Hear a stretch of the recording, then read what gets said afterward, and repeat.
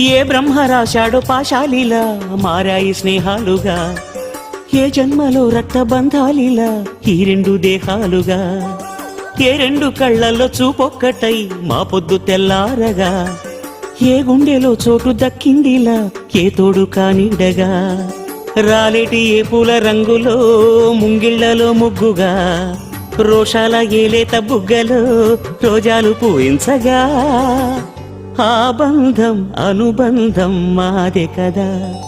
చిన్ని చిన్ని ఈ పువ్వులు చూసి జాబిలి నవ్వింది, సిరి వెన్నెల జల్లింది.